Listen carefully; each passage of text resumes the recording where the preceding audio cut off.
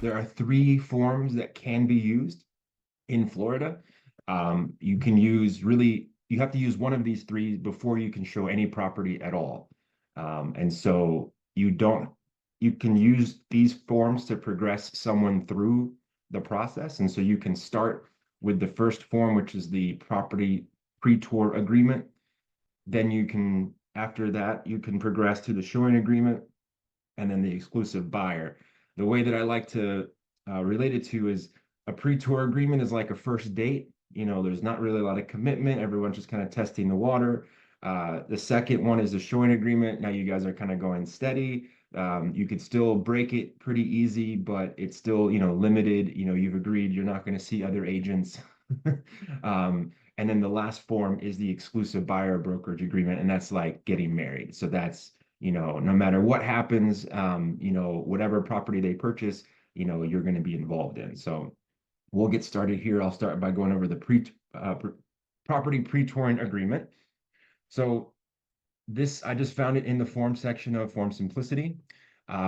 This is basically the lowest threshold of what you need to satisfy in order to show a property. So this is one property, one day. You put in your name, which is the brokerage name. So the name of the brokerage, the name of the consumer, and then how long this agreement lasts. Usually it's a day when you're using this agreement, and then what your compensation would be.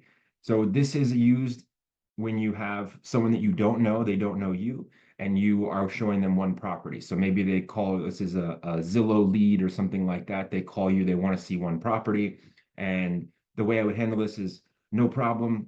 Happy to show you the property. I just have to have you sign this showing agreement before I'm allowed to show you anything. And just outlines, our company, what our commission is, and that's it. And explain to them that it's only good for this property on this day, or even just this day, and then that's it. There's no ties to anything. And so this is a very simple form that just says that, you're going to be paid this commission. So you'd fill in your commission here.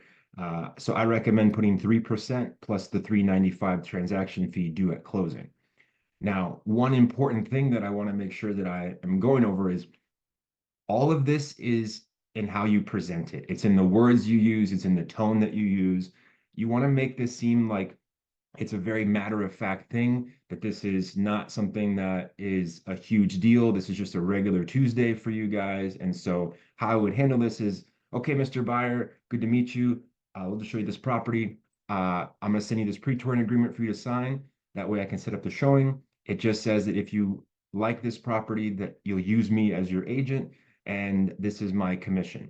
Now, what's important, Mr. Buyer, is that my job is to make sure that my commission is paid for as much as possible by either the seller or the listing agent in the transaction. That way, none of my fee is coming out of your pocket.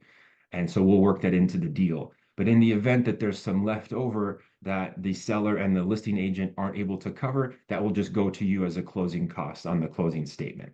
So something very simple like that. If you need to, you can lower your commission to 2.5% plus the 395. Going any lower than that, I don't recommend. In fact, we like you to get permission from us before you're entering into any kind of serious agreement, any kind of pre-touring agreement or buyer agreement with a buyer at less than 2.5%, unless there's some kind of, unique circumstance, like maybe they're buying more than one property or they're selling and they're buying with you. But it's a good idea to protect your value and to protect your worth.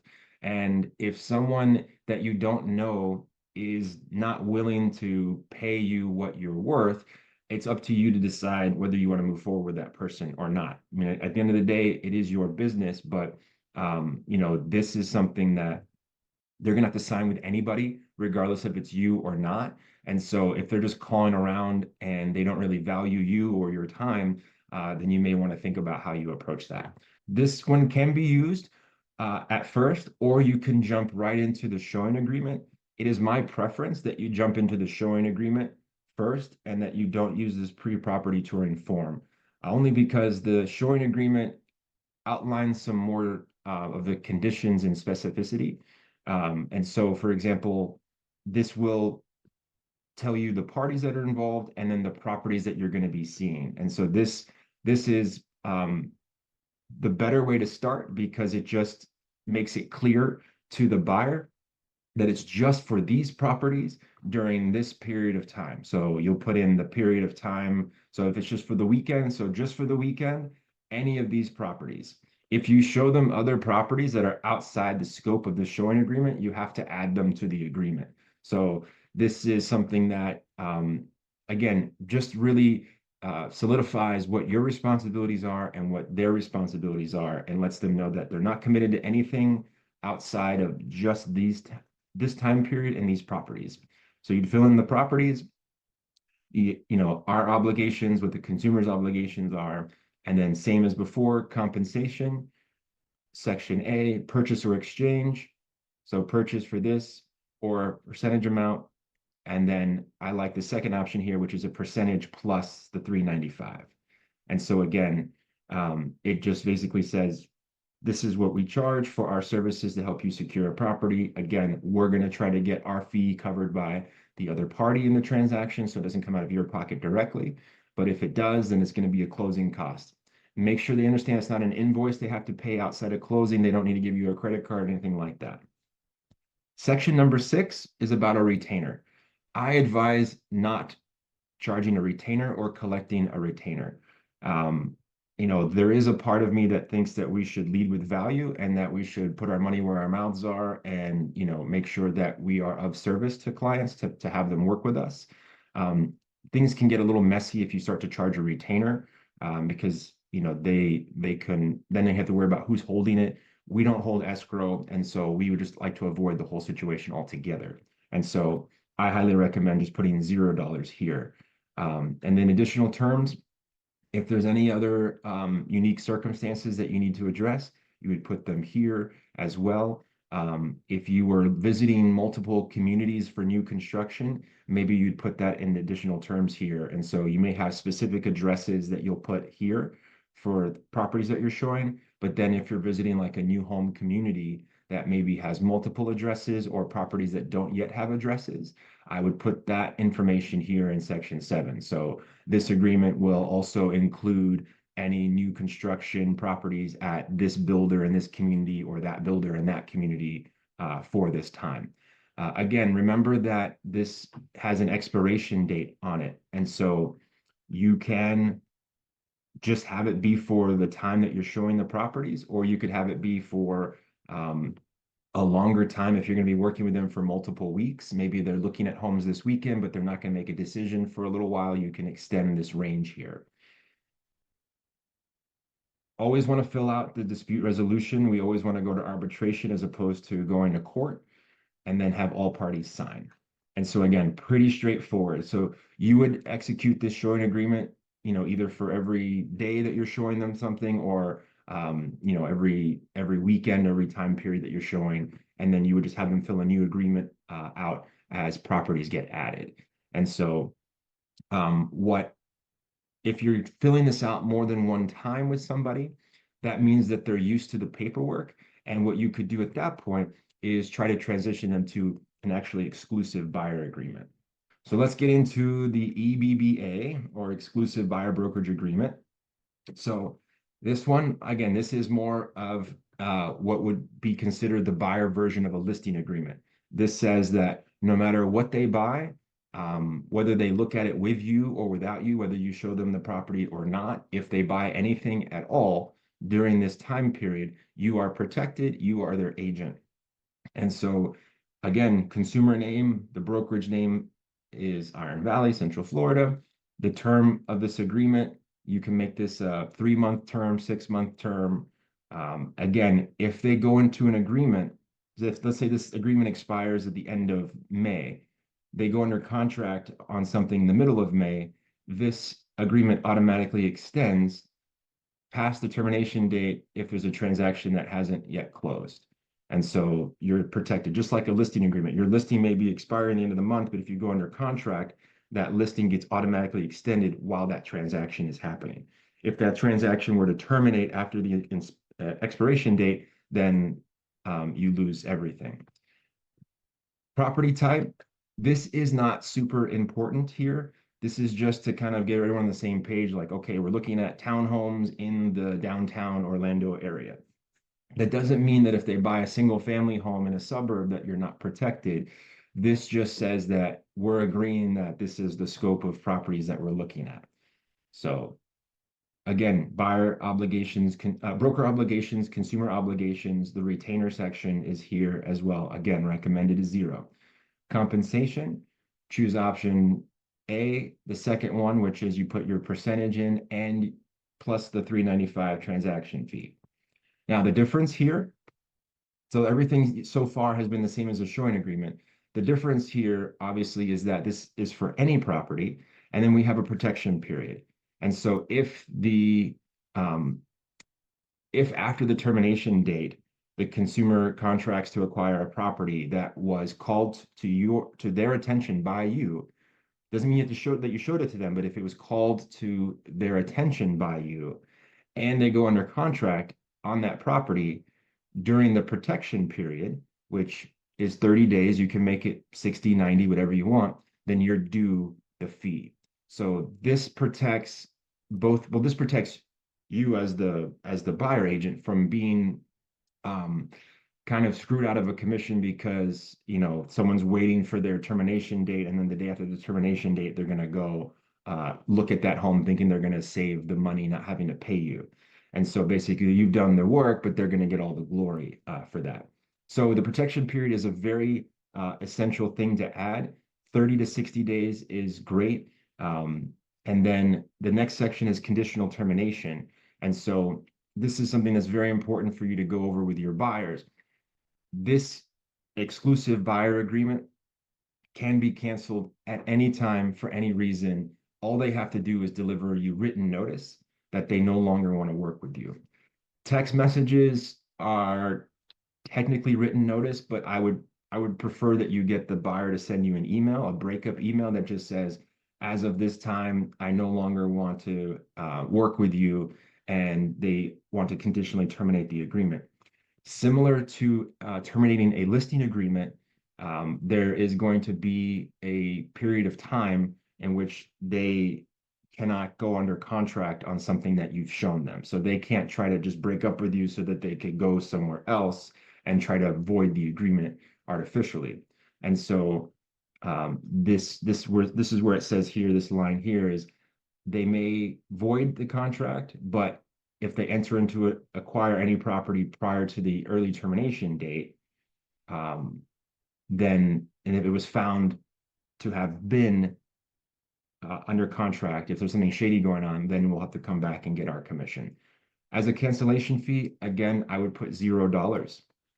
You only want to work with people that want to work with you. You don't want to ever feel like, you have to entrap somebody.